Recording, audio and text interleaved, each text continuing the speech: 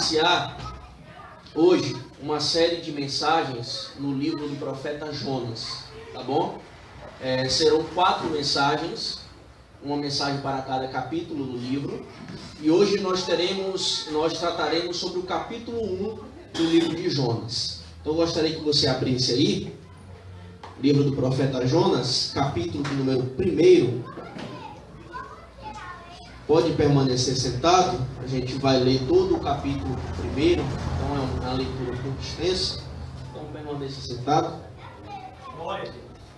Jonas, livro do profeta Jonas, capítulo de número 1, verso de número 1 em diante.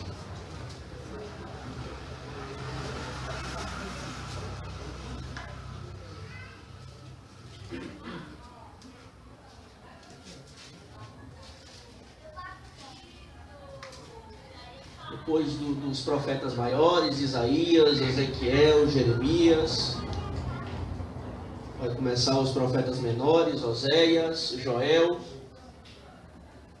Você vai achar logo Jonas aí. Glória. Capítulo de número 1. Leiamos a palavra do Senhor. E veio a palavra do Senhor a Jonas, filho de Amitai, dizendo: Levanta-te, vai à grande cidade de Nínive e clama contra ela, porque a sua malícia subiu até mim. E Jonas se levantou para fugir de diante da face do Senhor para Tarsis. E, descendo a Jope, achou um navio que ia para Tarsis. Pagou, pois, a sua passagem e desceu para dentro dele, para ir com eles para Tarsis, de diante da face do Senhor. Mas o Senhor mandou ao mar um grande vento, e fez-se no mar uma grande tempestade, e o navio estava para quebrar-se. Então temeram os marinheiros, e clamava cada um ao seu Deus, e lançavam no mar as fazendas que estavam no navio, para o aliviarem do seu peso. Jonas, porém, desceu aos lugares do porão, e se deitou, e dormia um profundo sono. E o mestre do navio chegou-se a ele, e disse-lhe: Que tens, dormente? Levanta-te, invoca ao teu Deus, talvez assim Deus se lembre de nós, para que não pereçamos. E dizia cada um ao seu companheiro: Vinde e lancemos sorte, para que saibamos por que causa nos sobreveio este mal.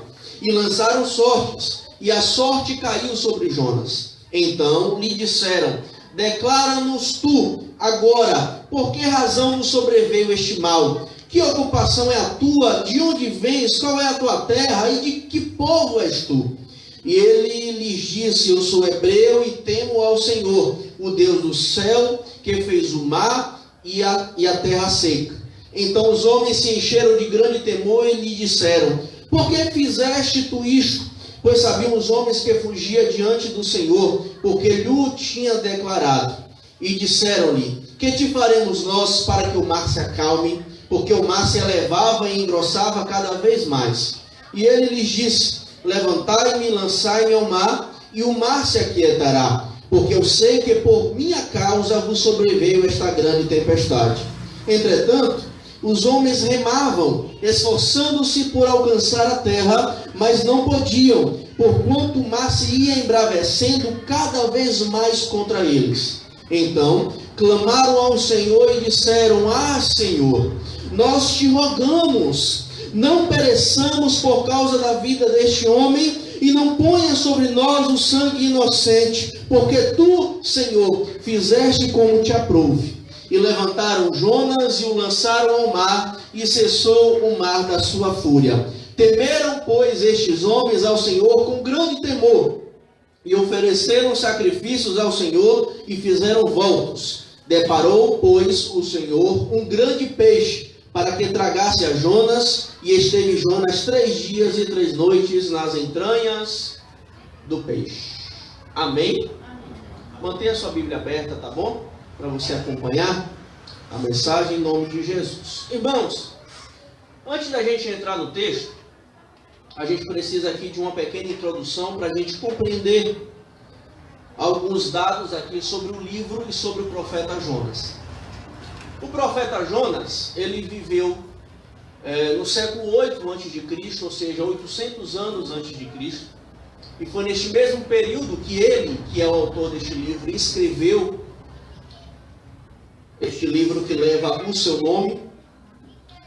Nós temos poucas informações sobre o profeta Jonas. Além do que está no seu livro, nós temos em 2 Reis capítulo 14, a Bíblia nos diz que Jonas era da cidade de Gat-Efer, que ficava ao norte de Israel, ficava na província da Galiléia, ou seja, Jonas, como Jesus, ele era galileu. Jonas, ele profetizou, exerceu seu ministério durante o reinado de Jeroboão II.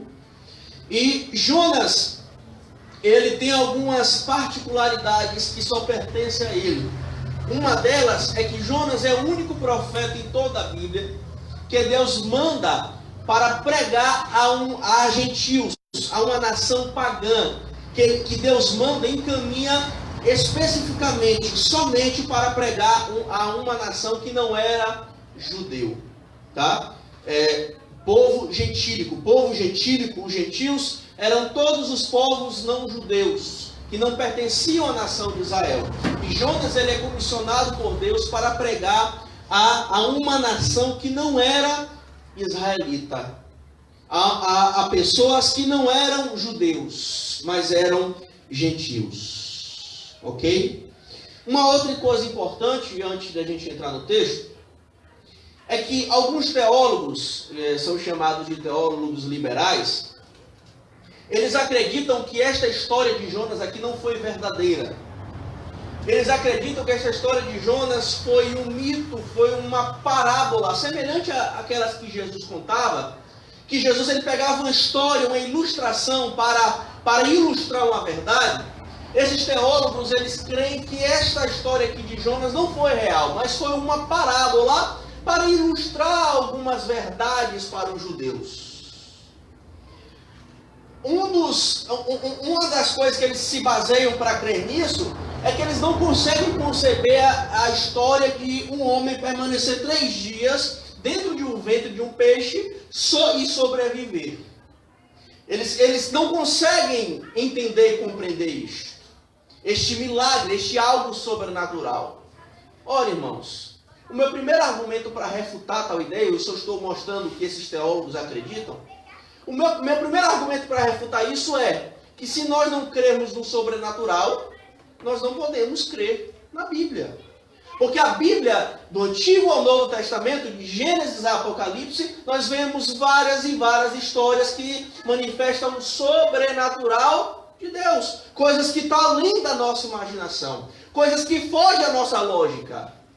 Então, este argumento que não dá para crer porque é algo sobrenatural, é lançado por terra. Senão a gente vai ter que descartar o restante da Bíblia.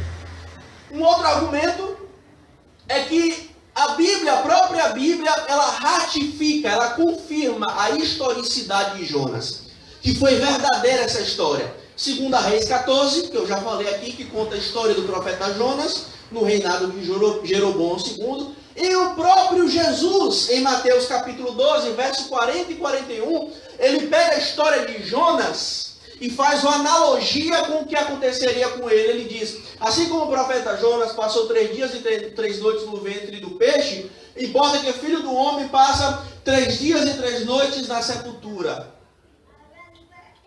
Jesus estava falando sobre a sua morte, sobre ele ficaria 3 dias morto, depois ressuscitaria. Ora, se o próprio Jesus se tratou de Jonas, falou de Jonas como um personagem verdadeiro, histórico, não sou eu que vou negar isso. Amém? Então o próprio Jesus confirma que Jonas, a história de Jonas foi verdadeira e não uma parábola. Ok? Dito isso, eu gostaria de dizer aos irmãos que o tema geral desta série será as oportunidades de um Deus bondoso. Por que este tema? E muitas vezes quando a gente fala sobre Jonas, sobre o profeta Jonas, sobre o livro de Jonas, a gente só se lembra do peixe. Só que o peixe aqui é o personagem menos principal desta história. O peixe aqui, ele aparece em 2 versículos, praticamente, que se fala do peixe. É o menos principal desta história. Mas eu consigo ver aqui uma coisa principal. O Deus que é bondoso, misericordioso, concedendo oportunidades ao homem. No capítulo 1, Deus ele concede oportunidade aos marinheiros, que o barco já estava quase naufragando, e Deus poupa a vida deles, e eles temem ao Senhor. No capítulo 2, Deus dá uma oportunidade para a vida de Jonas, porque ele estava para ser morto no mar, e Deus prepara um peixe para que ele sobrevivesse. No capítulo de número 3, Deus dá uma nova oportunidade para o ministério de Jonatas, e dá uma oportunidade para os ninivitas, para os habitantes da cidade de Nínive, porque eles se convertem e Deus não destrói a cidade. E no capítulo 4, Deus dá novamente uma oportunidade para o profeta Jonas. Claro que o livro ele vai terminar, e a gente vai tratar aqui na última mensagem. Jonas discutindo com Deus, e a Bíblia não conta que Jonas se arrependeu depois, que ele sentiu ressentimento, mas pelo fato de Jonas ter escrito este livro depois dessa história, nós subentendemos que ele se arrependeu e ele aprendeu com a lição. Mesmo desobedecendo, mesmo fugindo do Senhor, mesmo batendo testa com o Senhor deu novamente mais uma oportunidade. Então este livro é um livro que retrata as oportunidades de um Deus bondoso. Amém? Verso de número 1 e verso de número 2. A Bíblia diz que Jonas, que era filho de Amitai, recebe uma palavra do Senhor, verso de número 1, recebe uma ordem do Senhor, recebe uma mensagem do Senhor dizendo: Jonas, levanta-te e vai à grande cidade de Nínive e clama contra ela, ou seja, e prega contra ela, porque a sua malícia subiu até mim. Nínive, irmãos, era uma cidade do Império Assírio. Este Império Assírio era um império em ascensão da época, era a maior potência mundial da época, era o maior império da época. A Assíria estava conquistando todo o território, estava conquistando várias terras. Estava conquistando todo o mundo. E Nínive foi uma das capitais deste Império Assírio. Alguns estudiosos creem que Nínive era a maior cidade do mundo naquela época de Jonas. De fato, a gente vai ver no capítulo 3 que Nínive era enorme, que a cidade era gigantesca. E é esta cidade que Deus manda Jonas levar uma mensagem de juízo. Só que, irmãos, esta cidade de Nínive, os ninivitas ou os assírios, eram conhecidos pela sua crueldade com os povos vencidos. Eles eram tão cruéis, irmãos, que eles torturavam tanto os seus inimigos que eram vencidos, que os estudiosos vão dizer que eles decepavam mãos, vazavam olhos, esfolavam a pele, queimavam pessoas vivas, faziam pirâmides de crânios, matavam crianças. Era um império extremamente cruel, mau. E é esta cidade que ficava no Império Assírio, a cidade de Nínive, que Deus manda Jonas levar uma mensagem. Que Deus manda levar uma mensagem de juízo. Por quê? O final do verso 2 diz: porque a sua maldade, porque a sua malícia subiu até mim. O que significa isso? Sua malícia subiu até mim. Deus está dizendo que o limite da maldade, da crueldade, do pecado daquele povo tinha chegado. Chegou no limite. A taça de Deus já estava no limite, já estava transbordando. Porque não se engane, irmãos, a paciência de Deus tem limite. Existe um limite para a paciência de Deus. A gente vai ver em várias oportunidades. Por exemplo, Gênesis 18, Deus diz para Abraão: eu vou destruir Sodoma e Gomorra porque a sua malícia chegou até mim. A sua maldade chegou até mim. Chegou no limite, eu vou trazer juízo. Chega uma hora, irmãos, que é Deus que extrapola, que chega no limite, e Deus, ele traz juízo. Deus é misericordioso, Deus é bondoso, sim, mas há um limite. Não ache que não existe um limite na paciência de Deus. Porque há. E a taça da ira de Deus tinha chegado no limite com a cidade de Nínive. E ele manda Jonas para levar a mensagem de juízo. Só que no verso de número 3, a Bíblia diz que quando Jonas ele recebe esta mensagem, ele se levanta, mas não para cumprir a ordem. Ele se levanta para fugir do Senhor. E ele desce até uma cidade chamada Jope, que era uma cidade portuária, existia um porto naquela cidade, onde os navios saíam. E ele desce até Jope, paga uma passagem, entra em um navio, que eram navios que eram usados justamente para viagens longas, era um navio grande, e ele entra neste navio para navegar a Tarsis, até a cidade de Tarsis. Agora, irmãos, a cidade de Nínive, ele ficava a leste da cidade da nação de Israel, ficava a leste. E a cidade de Tarsis, para onde Jonas estava fugindo, ficava a oeste da direção dele. Se você olhar no mapa, Nínive está aqui e Tarsis está aqui. Tarsis ficava no sul da Espanha. Era o último lugar do mundo daquela época. Lembre-se que nessa época ainda não tinha descoberto as Américas. Era o lugar mais longe do mundo daquela época. Era um lugar extremamente oposto aonde Deus tinha mandado Jonas. Deus mandou Jonas para leste, ele foi para o oeste. Assim ele queria fugir de Deus. Eu vou dizer o porquê.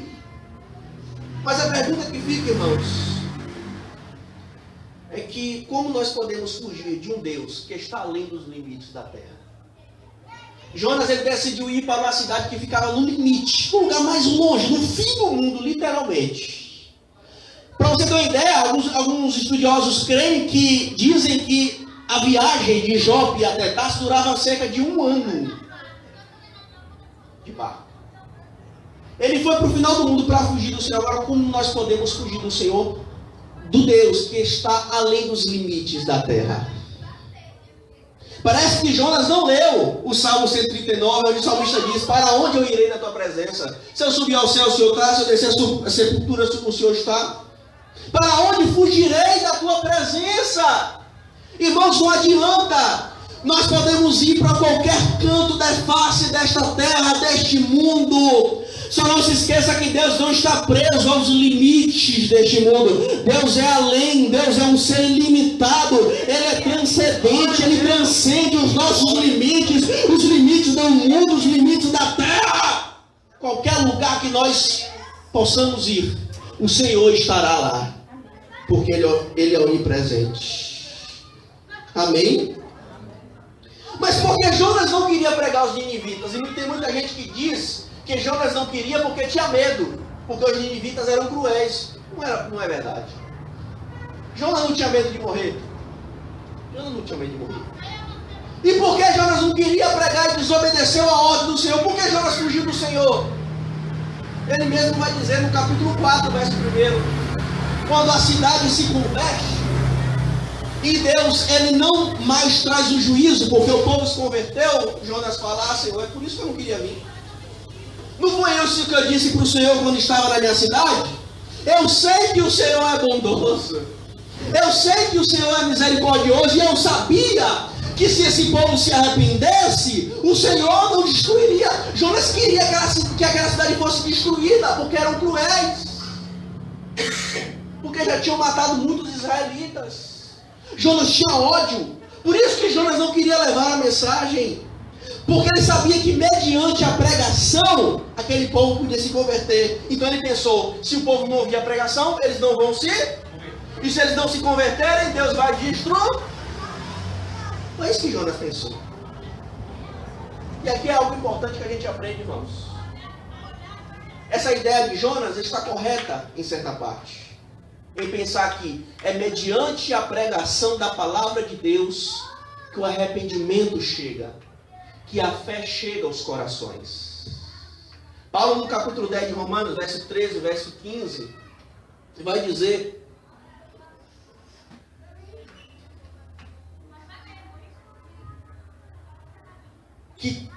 pessoas, elas precisam clamar ao Senhor, que elas precisam buscar ao Senhor. Mas ele vai dizer: como invocarão aquele que não creram? E como crerão naquele que não ouviram? E como ouvirão se não há quem pregue? E como pregarão se não forem enviados? A Bíblia diz que a fé vem pelo ouvir. É mediante a pregação do Evangelho que a fé pode chegar no coração das pessoas. Por isso a importância de pregarmos o Evangelho, irmãos. Tem muita gente que acha o seguinte: eu não tenho uma aldeia indígena no final do mundo que nunca ouviu falar do Evangelho. Ah, não, Deus vai usar um outro método para salvar aquele povo. Eu não creio nisso, irmãos. Porque nós somos salvos pela fé em Cristo. Não há salvação fora de Cristo. E como é que as pessoas vão conhecer Cristo? Através do Evangelho. E como é que eles vão ouvir o Evangelho se nós não pregarmos? Por isso a importância. Senão, era melhor a gente deixar a aldeia indígena sem ouvir o Evangelho, porque todos seriam salvos, do que a gente correr o risco de pregar, metade se salvar, crer e se salvar, e metade não crer e ser condenado. Deixa lá. Deus vai usar um outro método. A salvação vem por intermédio da pregação do Evangelho. Porque a fé, ela é criada no coração do homem através da pregação do Evangelho. Jonas sabia disso. Por isso que Jonas não queria ir, para que aquele povo não se convertesse. Verso número 4. Quando ele está no barco, já indo para Tarsis, a Bíblia diz que Deus mandou um grande vento, uma grande tempestade, de modo que o navio estava quase indo a pique, estava quase quebrando. Jonas estava atravessando o mar Mediterrâneo, junto com aqueles marinheiros e possivelmente com outros passageiros. De repente veio uma tempestade que não foi uma tempestade normal, que era comum acontecer, mas esta tempestade era diferente. Porque os marinheiros temeram tanto, e marinheiros já estavam acostumados à tempestade, mas eles perceberam que aquela tempestade era diferente. Porque aquela tempestade era consequência da desobediência de Jonas. Irmãos, a tempestade que vem por estarmos obedecendo a Deus, mas há tempestades que vêm por estarmos desobedecendo a Ele.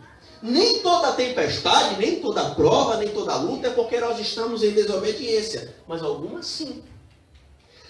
Atos capítulo 27, vai nos contar uma história parecida. Paulo estava indo para Roma, preso, estava indo para Roma, e ele está fazendo o trajeto do mar Mediterrâneo, mesmo o mar que Jonas estava navegando. E a Bíblia diz que veio um forte vento, uma forte tempestade, o barco naufragou, só que as pessoas não morreram, eles chegaram até uma ilha, e Paulo e os outros sobreviveram. Só que qual é a diferença de Paulo para Jonas? Paulo estava sofrendo aquilo por estar obedecendo ao Senhor e obedecendo o chamado do Evangelho. Mas Jonas estava sofrendo aquilo porque estava desobedecendo a palavra do Senhor. Enquanto Paulo estava preso porque estava pregando a Cristo, pregando arrependimento, Jonas estava sofrendo aquilo porque não queria pregar o arrependimento. Nós precisamos ter cuidado, irmãos. Uma coisa é estarmos na tempestade por estarmos obedecendo. Outra é nós estarmos na tempestade por estarmos desobedecendo ao Senhor. Não queira estar na tempestade que é provida, que é gerada pela desobediência.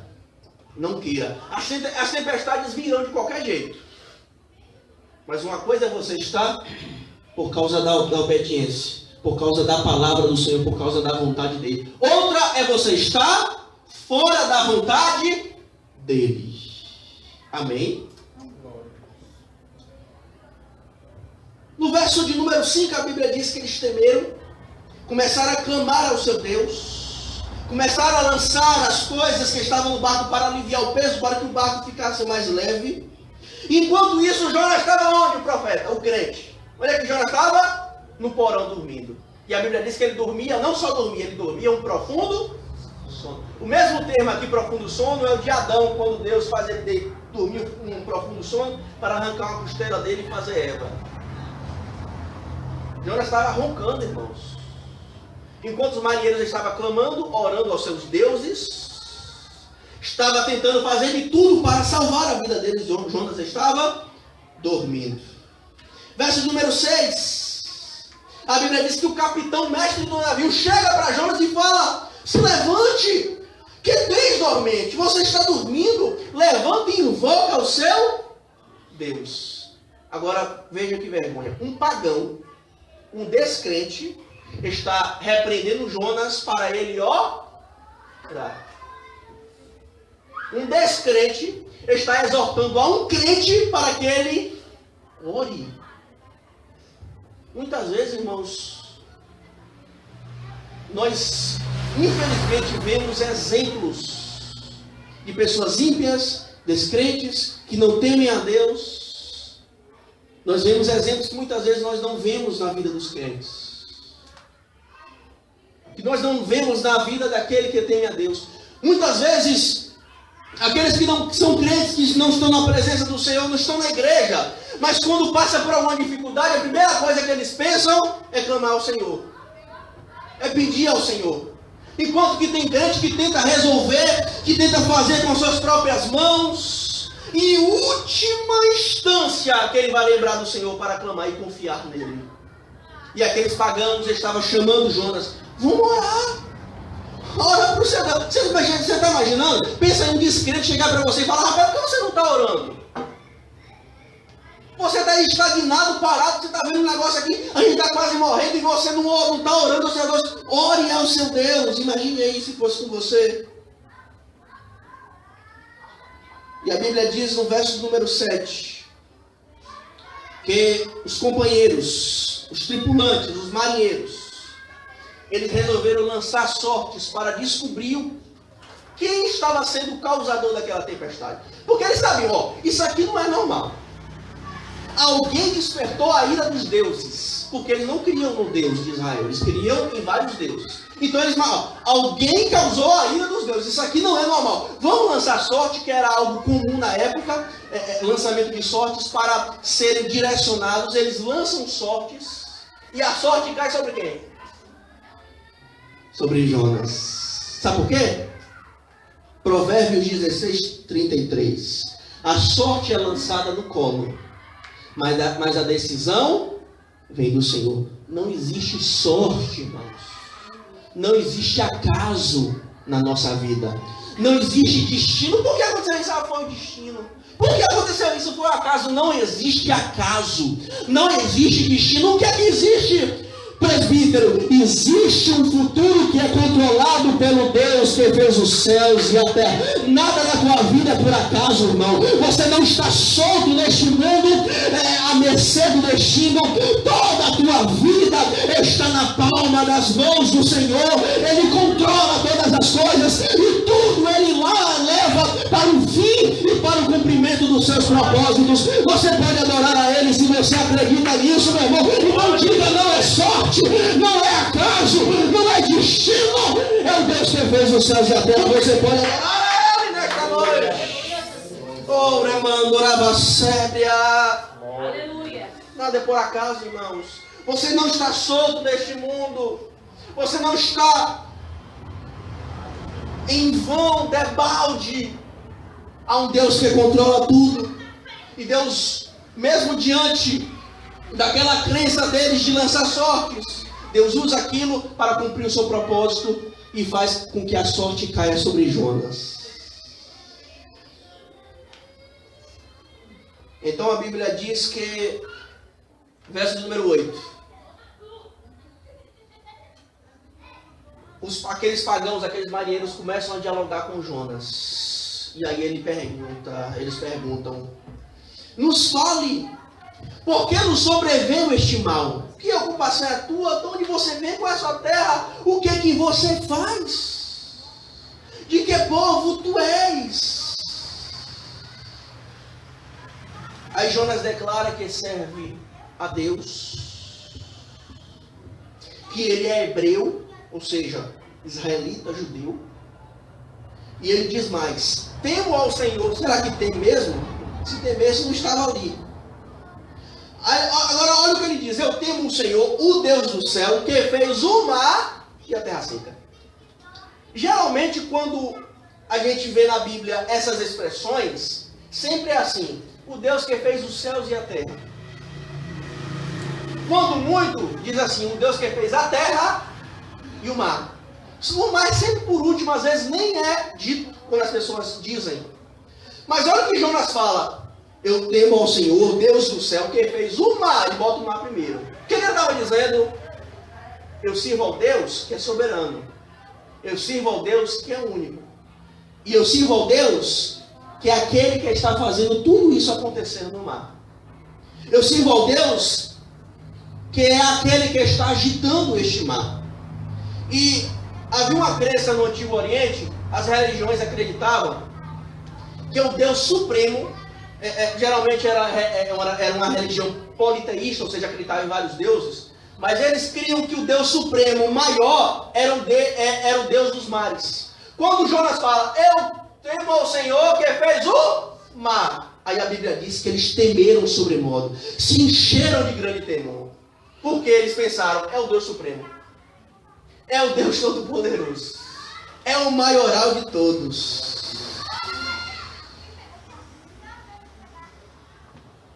Aí a Bíblia diz que Jonas conta para eles, verso número 10, o que tinha acontecido, que ele tinha fugido do Senhor. E quando ele diz, eu temo ao Senhor, esse termo aqui, Senhor, no original é o nome próprio de Deus, Yahvé. É o nome que só Deus tinha. Era o nome próprio que era identificado por qualquer nação. Eu temo a Yahvé, é o Deus de Israel. E ele contou para aqueles marinheiros que tinham fugido do Senhor.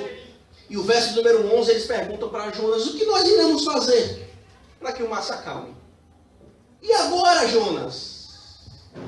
O que nós iremos fazer? Você já nos contou que desobedeceu ao teu Deus, que está fugindo do seu Deus, a tempestade está forte, nós iremos morrer. E agora?